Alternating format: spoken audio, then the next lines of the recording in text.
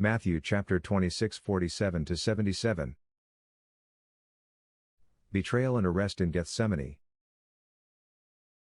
And while he was still speaking, behold, Judas, one of the 12, with a great multitude with swords and clubs, came from the chief priests and elders of the people.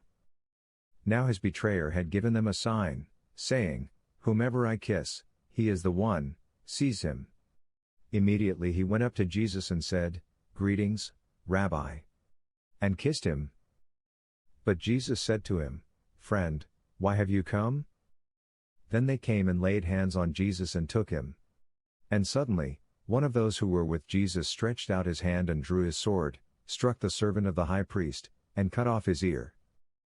But Jesus said to him, "Put your sword in its place, for all who take the sword will perish by the sword. Or do you think that I cannot now pray to my Father, and he will provide me with more than 12 legions of angels?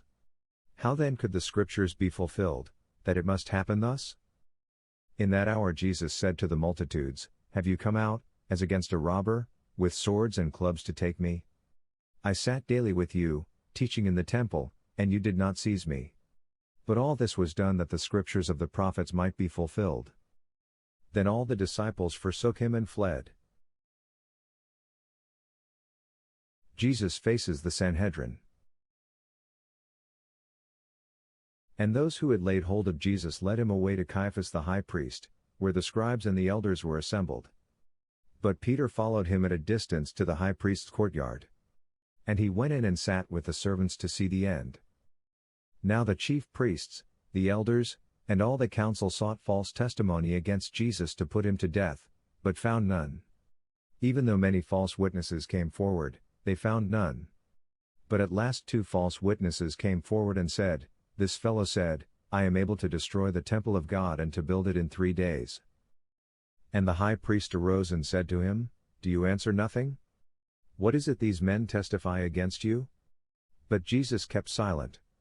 And the high priest answered and said to him, "I put you under oath by the living God, tell us if you are the Christ, the Son of God." Jesus said to him, "It is as you said. Nevertheless, I say to you, hereafter you will see the Son of Man sitting at the right hand of the power, and coming on the clouds of heaven." Then the high priest tore his clothes, saying, "He has spoken blasphemy. What further need do we have of witnesses?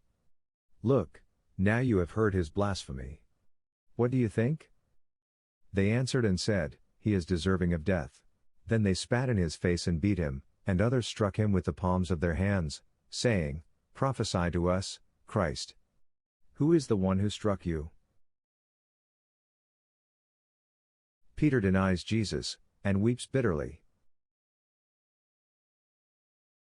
Now Peter sat outside in the courtyard. And a servant girl came to him, saying, "You also were with Jesus of Galilee." But he denied it before them all, saying, "I do not know what you are saying." And when he had gone out to the gateway, another girl saw him and said to those who were there, "This fellow also was with Jesus of Nazareth." But again he denied with an oath, "I do not know the man." And a little later those who stood by came up and said to Peter, "Surely you also are one of them, for your speech betrays you." Then he began to curse and swear, saying, "I do not know the man." Immediately a rooster crowed. And Peter remembered the word of Jesus who had said to him, "Before the rooster crows, you will deny me 3 times." So he went out and wept bitterly.